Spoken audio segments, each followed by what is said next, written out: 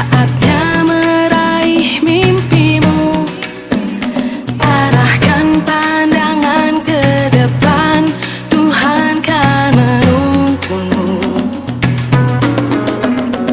Sadarilah masa berganti, tantangan kan kita hadapi.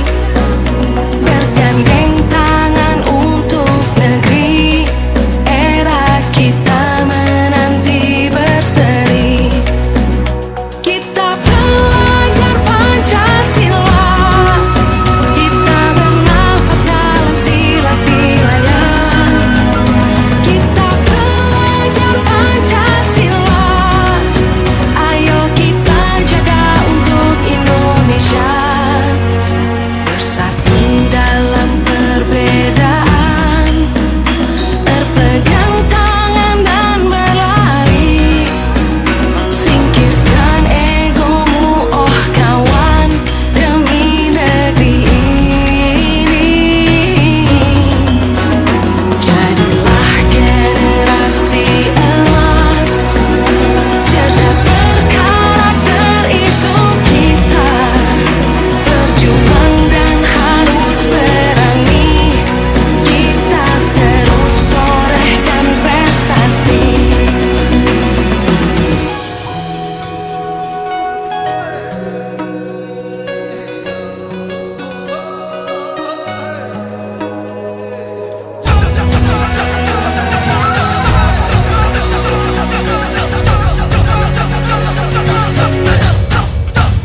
Kita pelajar Pancasila, kita bernafas dalam sila-silanya.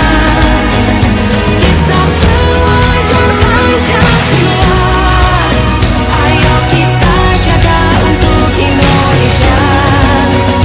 Kita pelajar Pancasila, kita bernafas dalam sila-silanya. Kita pelajar Pancasila, ayo kita jaga untuk Indonesia.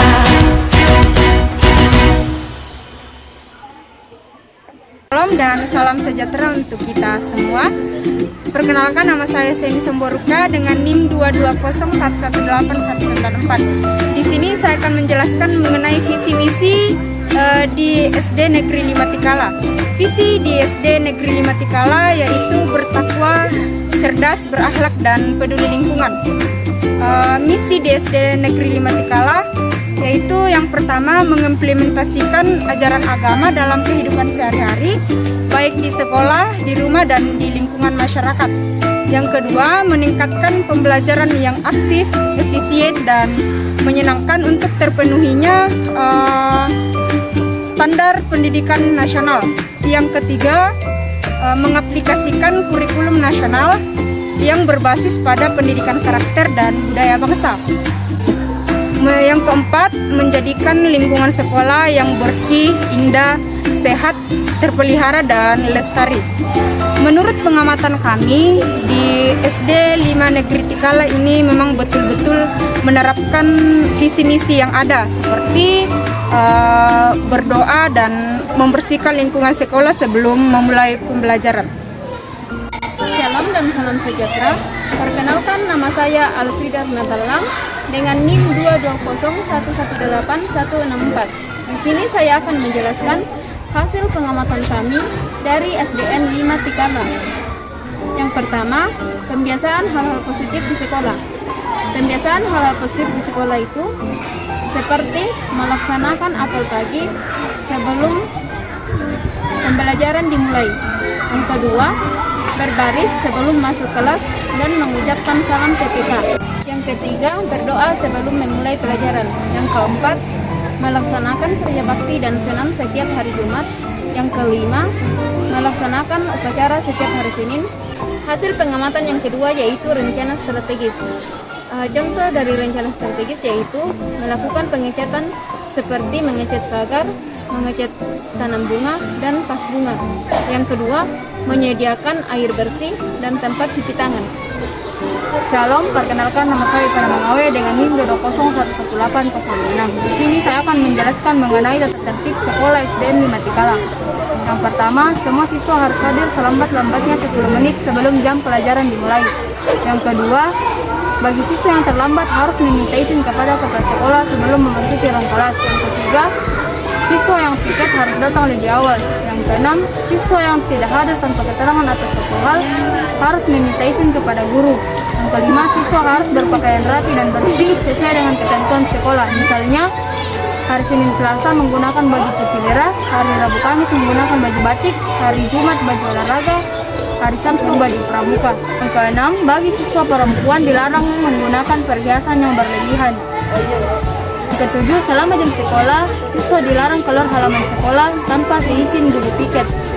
Yang kedelapan, setiap hari Senin, siswa diwajibkan mengikuti upacara bendera dengan memakai seragam lengkap. Yang kesembilan, siswa harus menjaga nama baik sekolah. Yang ke-10, melanggar tata tertib sekolah harus dikenakan sanksi. Dari ke-10 tata tertib sekolah SDN 5 Tikala dapat saya simpulkan bahwa di sini siswa sangat benar-benar sudah mematuhi peraturan tata tertib sekolah dengan baik. Terima kasih. Shalom, perkenalkan nama saya Damari Psikologus Baru dengan NIM 201181149. Di sini saya akan menjelaskan tentang jam belajar siswa SDN Negeri 5 Tikala. SD Negeri 5 Tikala masuk pada jam 7.30. Yang pertama itu pada kelas rendah. Selama proses belajar berlangsung pada kelas rendah, guru mengajar tentang membaca, menulis, menghitung, dan mengenal huruf. Setelah itu berdoa dan mereka pulang pada jam 10. Dua pada kelas tinggi. Yang pertama yaitu guru menjelaskan materi yang akan diajarkan. Yang kedua, memberikan tugas kepada siswa yang berkaitan dengan tugas yang sudah dijelaskan. Yang ketiga, memberikan penilaian atau memeriksa tugas yang sudah diberikan kepada siswa. Yang keempat, melakukan pendekatan terhadap siswa yang mengalami permasalahan dalam proses belajar berlangsungnya proses belajar mengajar. Setelah itu mereka berdoa dan pulang pada jam 11. Shalom, perkenalkan nama saya Sinta Antilopo dengan NIM 2011819. Di sini saya akan menjelaskan mengenai kegiatan rutin sekolah SDN 5 Tikala.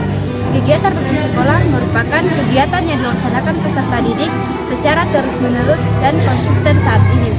Contoh kegiatan rutin sekolah seperti melaksanakan upacara setiap hari Senin, melaksanakan apel pagi, mengucapkan salam TTK sebelum memasuki kelas, berdoa sebelum pembelajaran dimulai, dan membudidayakan 5S. Shalom, perkenalkan nama saya Reni Datulangi, NIM 220118039. Di sini saya akan membahas tentang bagaimana beban mengajar guru dan keterlibatan guru dalam organisasi profesi, khususnya di SDN 5 Tikala. Beban mengajar guru khususnya di SDN 5 Tikala, yaitu setiap guru sudah diberi tanggung jawab untuk menjadi wali kelas yang akan mengajar setiap hari di kelas itu. Kecuali guru mata pelajaran, misalnya guru penjas atau guru agama, hanya masuk di kelas itu berdasarkan jadwal yang telah ditentukan. Biasanya beban mengajar guru dalam satu minggu itu biasanya kurang lebih 24 jam. Keterlibatan guru dalam organisasi profesi khususnya di SDN 5 Tikala, yaitu guru-guru di SDN 5 Tikala terlibat dalam organisasi profesi, misalnya PGRI, IGI, MGMP, dan lain-lain. Shalom, terima kasih atas kesempatan yang diberikan kepada saya. Perkenalkan nama saya Nelsa dengan NIM 220118154. Di sini saya akan memaparkan hasil observasi terkait dengan cara memperkuat pemahaman peserta didik. Sebagai seorang guru, kemampuannya untuk mengamati dan memahami tentang karakteristik peserta didiknya tentu sangat dibutuhkan. Nah, karakteristik yang dimiliki setiap peserta didik itu sangat berbeda-beda. Oleh karena itu, kemampuan seorang guru untuk memahami karakter dari peserta didik itu sangat dibutuhkan. Sesuai dengan kelas yang sudah saya observasi dari kelas 4A di mana terdapat 16 orang peserta didik, dan memang sangat banyak perbedaan karakteristik yang dimiliki, seperti cara belajar. Cara belajar di sini setelah saya melakukan wawancara dengan wali kelas atau dengan pihak pengampu mata pelajaran tersebut, di mana memberikan informasi kepada saya bahwa peserta didik memiliki 3 kemampuan, di mana ada kemampuan visual, di mana peserta didik hanya bisa memahami materi apabila disajikan dalam bentuk gambar seperti poster. Ada juga yang auditori, di mana peserta didik bisa memahami suatu materi apabila guru melakukan penyampaian materi dengan teknik ceramah. Dan yang terakhir ada kinestetik, di mana peserta didik dapat memahami suatu materi apabila dipraktekkan oleh gurunya secara langsung. Dan yang kedua adalah status sosial. Status sosial ini di mana seorang guru harus mampu membuat peserta didiknya menjadi satu di dalam berbagai latar belakang perbedaan status sosial, mulai dari pekerjaan orang tuanya, latar belakang yang dimiliki orang tua tersebut. Yang ketiga, minat. Minat yang dimiliki peserta didik itu tentu sangat berbeda-beda. Mulai dari ada yang minat itu misalnya ada peserta didik yang menyukai mata pelajaran matematika, mata pelajaran seni dan olahraga. Oleh karena itu, bagaimana guru mengusahakan suatu cara agar mereka mampu memiliki kemampuan untuk menumbuh kembangkan minat terhadap semua mata pelajaran. Yang terakhir, motivasi. Motivasi ini terkait dengan dorongan kuat yang diberikan oleh guru kepada peserta didik agar mereka mampu mempelajari suatu pelajaran dengan semangat, dengan tujuan agar tujuan pembelajaran yang diinginkan boleh tercapai secara maksimal.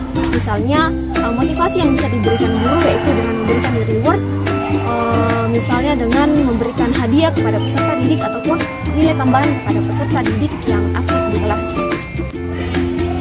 Adapun hasil observasi yang saya dapatkan dari aspek penilaian dan hasil belajar siswa adalah setelah saya melakukan wawancara dan observasi langsung di kelas, ternyata kurikulum yang digunakan sekarang adalah kurikulum 2013, di mana memuat 3 aspek penilaian. Yang pertama, pengetahuan. Aspek pengetahuan ini menilai tingkat penguasaan dan tingkat berpikir peserta didik terhadap materi yang dipelajari, terkait dengan dimensi faktual, prosedural, dan metakognitif, di mana peserta didik dituntut untuk memenuhi tuntutan indikator yang dapat dinilai melalui penilaian tertulis dan dapat juga diberikan melalui soal-soal latihan. Aspek yang kedua yaitu aspek keterampilan, di mana aspek keterampilan ini guru menilai tingkat kemampuan peserta didik untuk menerapkan pengetahuan yang sudah didapatkan. Hasil penilaiannya bisa dilihat dengan memberikan suatu proyek sehingga menghasilkan suatu karya. Yang terakhir adalah aspek sikap. Yang dinilai dari aspek sikap adalah aspek-aspek spiritual dan sosial siswa. Penilaian ini tidak hanya sampai pada tingkat pengetahuan dan keterampilan, akan tetapi pengetahuan sikap juga perlu dikembangkan, seperti sikap jujur, toleransi, santun, dan peduli. Setelah diakumulasikan ketiga aspek tersebut, maka diperoleh hasil belajar siswa. Perkenalkan, nama saya Meisi Ruba dengan NIM 220118179. Di sini saya akan menjelaskan mengenai permasalahan yang saya jumpai, yaitu di sekolah SD Negeri 5 Tikala dan penanganannya. Permasalahan yang saya jumpai yaitu yang pertama adalah permasalahan bagi siswa yang memiliki tingkat pengetahuan atau kecerdasan di bawah rata-rata. Siswa yang memiliki kekurangan dalam tingkat kecerdasan yaitu di mana siswa perlu mendapatkan pengajaran khusus karena dia memiliki tingkat kecerdasan yang rendah. Dua, yaitu kurangnya motivasi kepada siswa atau peserta didik. Dengan begitu, siswa bermalas-malasan dan tidak ingin mengerjakan tugas. Kurangnya motivasi belajar dalam diri peserta didik juga dipengaruhi oleh lingkungan keluarga yang apatis atau keluarga yang tidak mempedulikan anaknya dalam pembelajarannya, tidak mengecek apakah perkembangan anaknya sudah bagus atau belum. Oleh karena itu, dukungan dari orang tua juga diperlukan. Kemudian yang ketiga yaitu siswa yang memiliki kebiasaan buruk dalam pembelajaran, yaitu seperti menunda-nunda mengerjakan tugas, tidak mengerjakan tugas atau PR yang diberikan oleh gurunya, sehingga dalam pembelajaran dia tidak semangat. Kemudian untuk penanganan masalah yang dihadapi oleh siswa tersebut dalam masalah tingkat kecerdasan akademis siswa dapat diatasi dengan memberikan bimbingan khusus kepada siswa yang dilakukan oleh gurunya, dan juga bisa dilakukan oleh orang tua siswa, di mana guru menjalin komunikasi dengan orang tua siswa untuk memberikan arahan kepada orang tua bahwa orang tua sangat berperan penting dalam mendorong keberhasilan pelajaran, dan orang tua juga berperan sangat penting dalam mendorong kegiatan hasil belajar siswa, di mana orang tua memberikan bimbingan dan dorongan agar siswa memiliki motivasi belajar yang bagus. Kemudian untuk penanganan mahasiswa yang memiliki kebiasaan buruk, yaitu arahan dan bimbingan dari guru dan orang tua serta dari lingkungan, di mana orang tua dan guru sangat berpenting untuk mendidik siswa dan mengontrol siswa untuk melakukan segala tugas dan tanggung jawab mereka sebagai pelajar, yaitu memberikan bantuan dalam pembelajaran dengan mengingatkan mengerjakan tugas, mengerjakan PR agar mereka tidak lupa akan kewajiban dan tanggung jawab mereka. Shalom, salam sejahtera untuk kita semua. Perkenalkan, nama saya Trishani Donalotandi, NIM 220118012. Berikut saya akan menjelaskan tentang yang pertama, kompetensi dasar dan indikator di SDN 5 Tikala. Untuk yang pertama, mata pelajaran bahasa Indonesia, yaitu mengidentifikasi lambang atau simbol, rambu lalu lintas, pramuka, dan lambang negara, beserta artinya dalam teks lisan, tulis, dan visual. Yang kedua, menyajikan hasil identifikasi tentang lambang atau simbol beserta artinya dalam bentuk visual dan tulis menggunakan kosakata baku dan kalimat efektif. Untuk pembelajaran matematika, yang pertama, mengidentifikasi lambang atau simbol beserta artinya dalam teks lisan, tulis, dan visual. Yang kedua, menyajikan hasil identifikasi tentang lambang atau simbol beserta artinya dalam bentuk visual dan tulis menggunakan kosakata baku dan kalimat efektif, begitupun dengan pembelajaran yang lainnya. Yang berikut saya akan menjelaskan tentang model pembelajaran yang digunakan di SDN 5 Tikala. Model pembelajaran yang digunakan yaitu model pembelajaran langsung, di mana pembelajaran langsung adalah salah satu macam-macam model pembelajaran. Model ini bisa didefinisikan sebagai model pembelajaran di mana guru mentransformasikan informasi atau keterampilan secara langsung pada peserta didik. Menurut Killen, pembelajaran langsung merujuk pada teknik pembelajaran ekspositori atau pemindahan pengetahuan dari guru kepada murid secara langsung, seperti lewat ceramah, demonstrasi, dan tanya jawab yang melibatkan seluruh kelas. Terima kasih. Perkenalkan, nama saya Siska Najama dengan NIM 220118166. Di sini saya akan menjelaskan tentang cara guru mendesain kegiatan belajar siswa di kelas dan kegiatan seremonial formal di sekolah SDN 5 Tikala. Yang pertama, cara guru mendesain kegiatan belajar siswa di kelas, yaitu guru menyediakan media belajar yang berupa buku tematik dan alat tulis. Yang kedua, guru menjelaskan materi secara berkaitan. Misalnya, materi PPKN dikaitkan dengan kegiatan pramuka. Yang ketiga, guru meminta meminta siswa untuk mengerjakan soal yang terdapat di dalam buku tematik yang dipelajari tersebut. Setelah selesai mengerjakan, guru memeriksa dan memberikan penilaian terhadap tugas yang sudah dikerjakan oleh setiap siswa. Yang berikutnya, kegiatan seremonial formal di SDN 5 Tikala. Yang pertama, mengadakan upacara bendera setiap hari Senin. Yang kedua, mengadakan upacara bendera pada Hari Raya Pendidikan Nasional.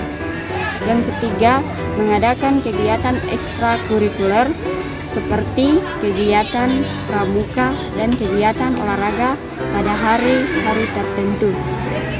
Perkenalkan, nama saya Margareta Tira, NIM 220118023.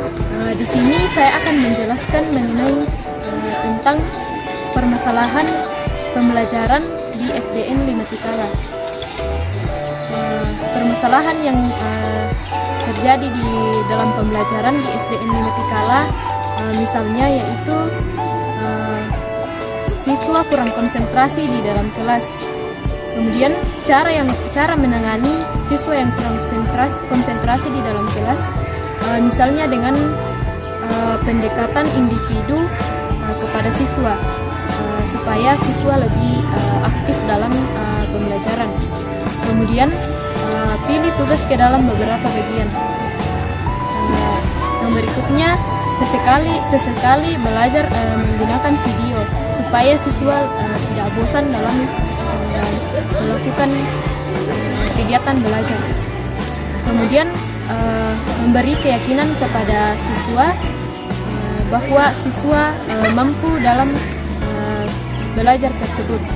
Kemudian memberikan siswa time limited, yang artinya siswa mempunyai batas waktu untuk mengerjakan tugas tersebut supaya siswa lebih aktif mengerjakan tugas tersebut. Yang kemudian siswa biasanya ribut di kelas. Cara penanganan siswa yang ribut di kelas misalnya dengan menegur siswa supaya siswa tidak ribut di kelas, dan mengajak siswa untuk lebih aktif dalam pembelajaran siswa di kelas. Terima kasih.